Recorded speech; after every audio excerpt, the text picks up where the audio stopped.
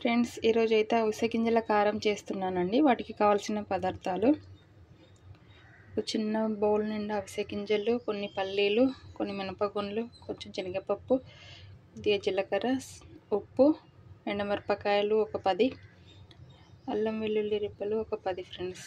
కొంచెం ఆయిల్ వేసుకొని ప్యాన్ పెట్టుకొని కొంచెం ఆయిల్ వేసి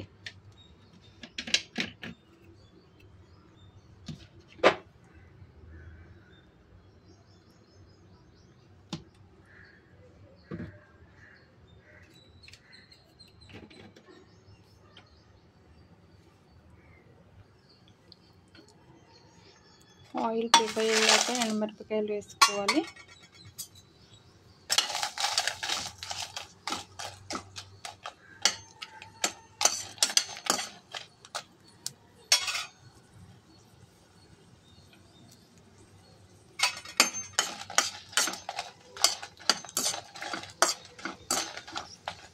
కొంచెం మంచి స్మెల్ వచ్చి కలర్ చేంజ్ అవుతున్నంత వరకు వాటిని వేసుకోవాలి ఫ్రెండ్స్.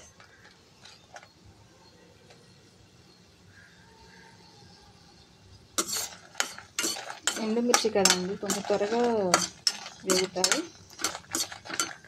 ఇప్పుడు మనం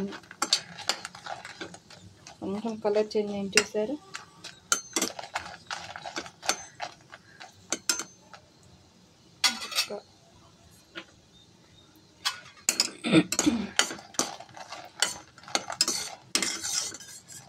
చేంజ్ అయ్యాక తీసుకొని బౌల్లోకి వేసుకుందాము.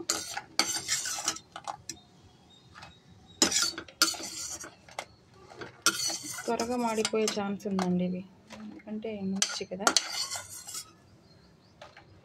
పక్కకు పెట్టుకున్నాము ఎండుమిర్చీలు. ఇప్పుడు పల్లీలు వేసుకున్నాము.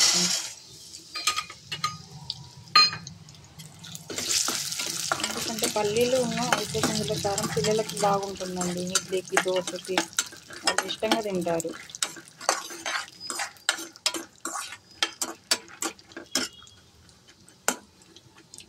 సిమ్లోనే వేపుకోవాలండి. పల్లీలు చిటపట వేగుతున్న టైంలోనే మనం తీసుకున్న మినపగుండ్లను, శనగపప్పు కూడా వేసుకుందామండి.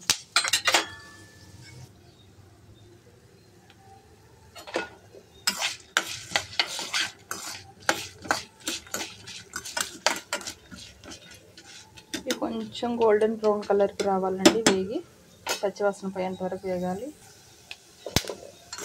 ఒకసారి కలుపుకోవాలి ఫ్రెండ్స్. అవి చిటపటలా సౌండ్ వస్తూ ఉంటుంది. మాడిపోకుండా చూసుకోవాలి. అంటే సిమ్లో పెట్టుకుందాం.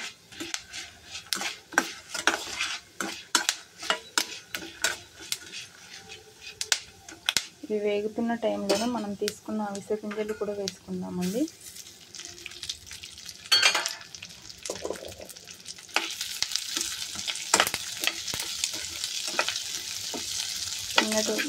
ఇంత మీదనే వేసుకోవాలి, మాడిపోకుండా చూసుకోవాలి ఫ్రెండ్స్.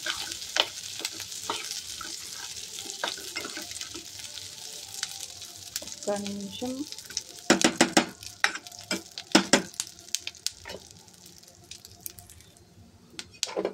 ఒకసారి కలుపుకోవాలి ఫ్రెండ్స్. చిటపటలాడుతున్నాయి. ఒక 1 minute కలుపుకున్నాక స్టవ్ బంద్ చేసుకోవాలి. ఎక్కువ మాడిపోయినది టేస్ట్ ఉండదండి.